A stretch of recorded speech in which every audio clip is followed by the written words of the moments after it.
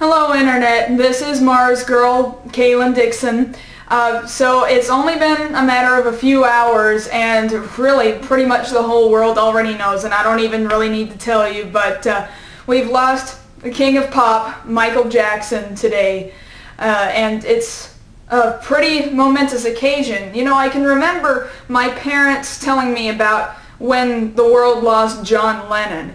And I remember seeing so much footage and hearing so many people about my parents' age talking about what an amazing loss it was. An amazing loss for the music community and for the whole world, because they just touched the entire world. And I just wondered for a long time, man, are we ever going to have anything that totally affects the entire world in that magnitude through music like that again? And it was just an absolute shock, and absolutely just kind of out of nowhere that we lost Michael Jackson today. And I realized, wow, this is it. This is probably about the same magnitude that my parents and that generation just barely before me had. And, you know, I guess I was kind of young while Michael Jackson was even in the middle of his biggest fame. You know, I can remember my parents, I used to live in California, and when I was real young my parents took me to Disneyland. They took me to Disneyland several times. And I remember most clearly one of my memories was going to see Captain EO, and I think that was probably one of the first times I ever actually saw Michael Jackson, and I just remembered it. It was a fun time. You know, and you know, he got a lot of flack in his later years for all kinds of different things. And, you know, we could argue on and on and on about whether or not he actually did all of these eccentric things that everybody claims that he did.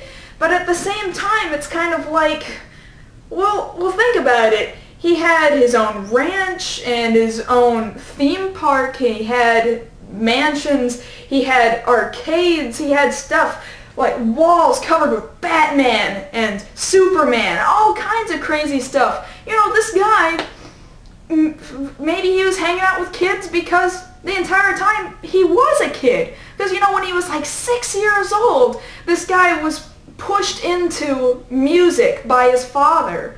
And so it kind of makes me wonder, did he ever really have a child life? And I think, man, you know, this guy actually has everything that people that I hang out with, people my age, always kind of want. You know, they always kind of think, man, it'd be great if I had my own theme park. It'd be great if I had my own arcade. Heck, there's video games out there with him. The Michael Jackson video game for the NES, oh my gosh. It's a good game, and it's Michael Jackson doing moonwalking and doing Thriller dance. It's fantastic. And, you know, Japan, the whole world loves him. I was just in Japan in 2008, and they had just been re-releasing the Thriller album, you know, #1 selling album even now. And just imagine, now that he's dead, it's gonna skyrocket with album sales. I guarantee it, because for some reason people don't buy things until you've died. Well, anyway, so I just remember seeing these big TV screens in Shibuya with Michael Jackson plastered all over the place, and I'm thinking, man, this guy really is an international king of pop. And I think that even I, someone who maybe was kind of young into it, I wasn't around for the Jackson 5. I wasn't. I'm young. What can I say? But he still had music going on and on and on up until now, and I've heard it all, and I've still been affected by it all. And, you know, basically the point I'm trying to make is he wasn't a terrible person. And who are we to say what sort of bad things he did and didn't do? And is now really the time to talk about it? And I don't even think that people are really even bringing that up for the most part. All of the things that he was alleged of doing. And, you know, I was never even one of those believers that even believed he even did it. But again, we don't really know, and it's not even really our place.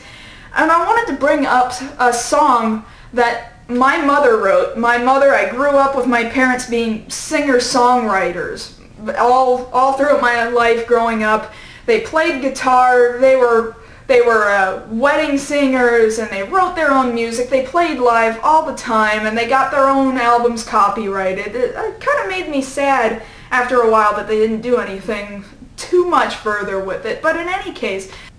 So in 1994, it was 93 or 94, Michael Jackson was going through those child abuse, sexual child abuse trials and everything, and my mom wrote a song called Abandon a Hero, and it was basically telling the story about Michael Jackson and how we put him on this pedestal and we made him into such an incredibly gigantic superstar. And then all of a sudden, as soon as somebody said that he did something wrong, and as soon as he started getting accused of these things that we can or cannot, we really can't disprove or prove, then everyone just started bringing him down, and nobody really cared whether or not it was true. They just decided to already assume the worst. And it's a really sad thing that people do, that the mass public audience will do. And so it was really important to me, both at this time and for my mom and my parents' sake, to share this piece of music with you. It was originally copyrighted in 1994. It's been recopyrighted 2004. And again, this song is called Abandon a Hero. Thanks, everybody. And thank you, Michael Jackson, for everything over the years.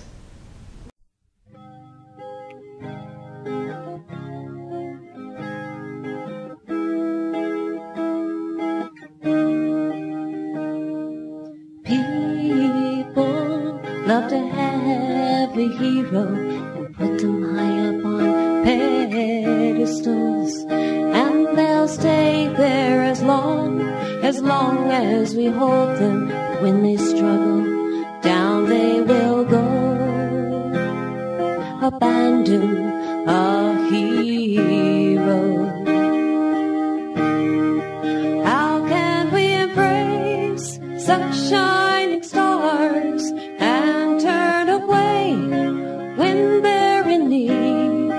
Have we forgotten what is in our hearts and imagined what we don't see, and imagined what we believe?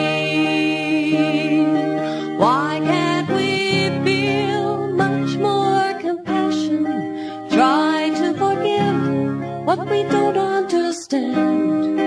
Don't we possess enough love to ration, to help out our fellow man, and do all that we can? When you look in the sky, do you feel uplifted at the sight of a shooting star? Do you feel fortunate? Do you feel gifted? Or is it a falling star, disillusioned with who you are? Trying to reach out and catch someone's troubles and mold them into a bright new dream, and give them your hand if they start to stumble. It can't be as bad as it seems. No, it won't be as bad as it seems, because each day is a new beginning, and now it's your turn to say a prayer, and you must play it live as if you're winning, to gather people who care and gather enough love to share. People love to have a hero and put them high up on pedestals.